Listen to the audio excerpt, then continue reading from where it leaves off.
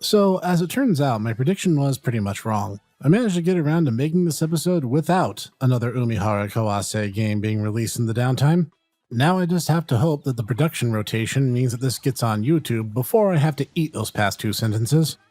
At any rate, let's see what happens when a puzzle platformer with a unique mechanic sidesteps into the party fighter genre with a whole new spin on said unique mechanic. Join me for a closer look at Umihara Kawase Bazooka.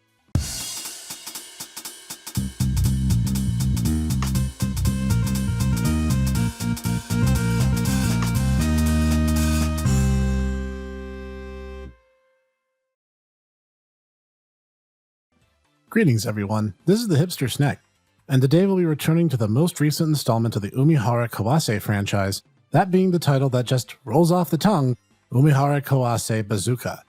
Released in May of 2020 by Studio Saizensen for the PS4, Switch, and Steam.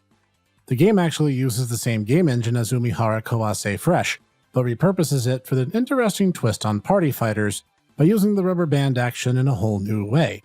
And also, you don't need to shove cheeseburgers and full-size pizza into your mouth every 3 minutes either. Now, with a massive roster of characters, all being from Umi's backlog cast, Saizensen's other games, or from the publisher's success and their games as well, and also a Japanese YouTuber, not that I'm insanely jealous or anything, that would be ridiculous. Just like most of the other games in the series, there's no real actual story or reason for anything that's presently going on. You're just sort of supposed to accept it at face value, fish with legs and all. And the whole thing just looks great. It's done in the same super deformed style that the Umihara series is known for, and uses the same graphical engine as Fresh. So the colors are very vibrant and they all pop.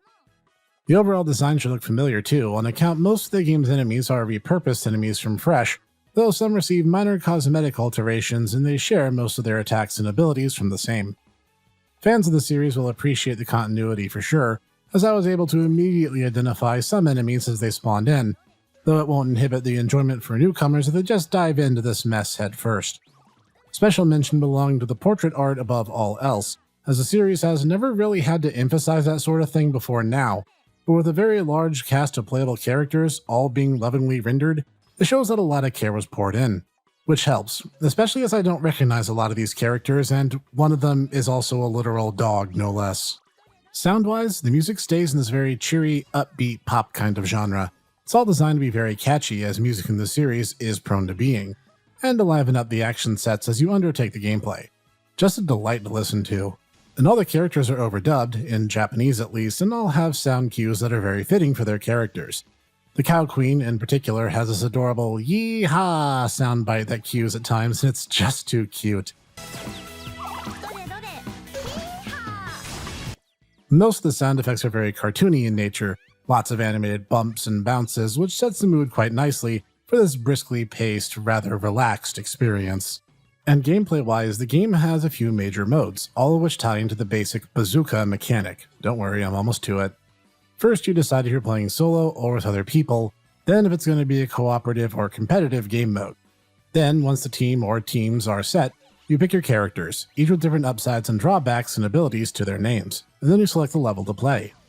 If you're playing cooperatively in the main campaign, there are 4 main worlds, each with 10 levels within, culminating in a boss encounter as the final challenge for each. Once in the gameplay field, you'll be presented with a static level with various enemies and obstacles scattered in it. Then you'll be fired out of a cannon, custom robo style, which can then be used as an easy way to remove some troublesome targets if you aim it right, as this free shot does a lot of damage even to larger targets. Once you enter play proper, you'll find everyone equipped with a rubber band styled fishing rod the likes of which Umihara used in previous games. You can use this to take small enemies and ball items and then scoop them up. Unlike other games in the series where you simply defeated the enemies in so doing, you instead load them into a shooting attack called the bazooka, where you can fire them at other enemies to deal increased damage. Told you I'd get to it. This mechanic might be reminiscent for fans of Kirby, as using your enemies as ammunition is how you'll get ahead, especially as certain enemies can only take damage in certain contexts. For example, there are these walking cylinders on legs which cannot be lassoed into your pack. Thus you must defeat them using a bazooka attack.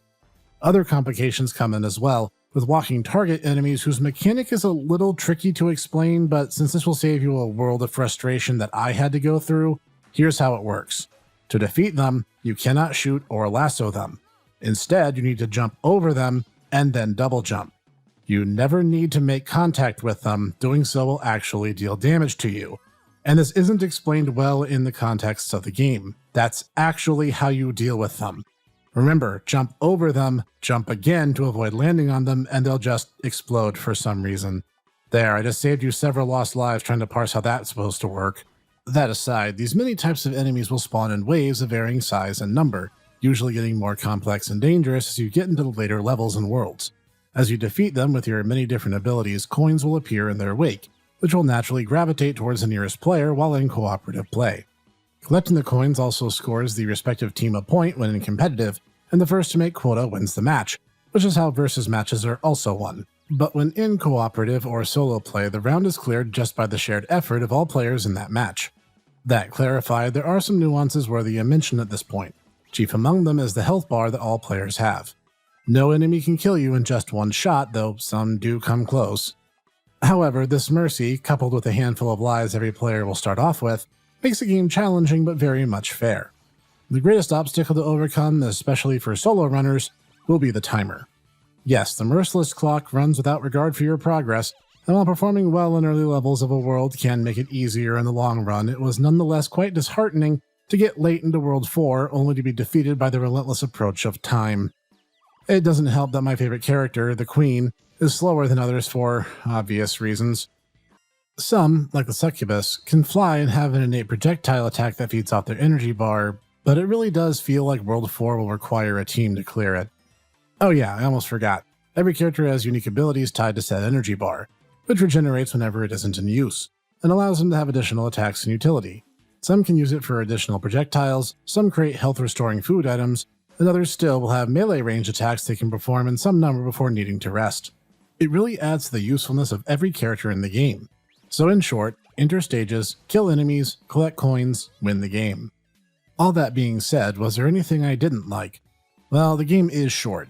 As said, it's only 4 worlds long, and with a good group you can clear all of them in just a couple of hours. And there's no real unlockables outside of the Steam achievements, some of which get really pedantic and specific, that just starting a game with a particular character for the first time will get you one for each of them. Apart from selecting those particular characters, there's no real way to customize your play experience either, in a party fighter. It feels like a good first draft to something much better to come afterward. As it is, it feels somewhat shallow and restricted, and not just in the gameplay sense. To give you some ideas, the game is normally locked to a 1600 by 900 resolution, and even putting it in full screen will just cause it to stretch that rendering to fill the viewable area. And when it first came out, it accidentally had the Switch's button layout ascribed to the PC port, which for those who don't know the difference, would reverse the roles of the A and B and X and Y button sets. It feels rushed might be a good word for it. But overall, how did I find it? Me? I love it. It's fun above all else. It's a frantic system that runs on simplistic design elements that come together to form an immensely entertaining package. The flexible co-op, the competitive options, give the game some much-needed gameplay, and fans of the underappreciated Umihara Kawase series can band together and enjoy the experience together in a whole new way. Pun very much intended. For all its flaws, it's a great idea, and I hope they continue to explore this idea further, with more game modes and options and possibilities. It's an interesting twist on platformer-like party fighters with really truly unique gameplay mechanics underpinning it all. Here's hoping for a Bazooka 2. But until that time comes, you can still get it for yourselves on Steam, the Nintendo Switch, and the PlayStation 4. This has been the Bazooka Snek, bringing another underloved bit of obscure gaming to light. If you liked today's episode, hit the like button so I know. It helps me out a lot. And for more like this each week, you can tap those subscribe and bell icons too so you'll never miss a one.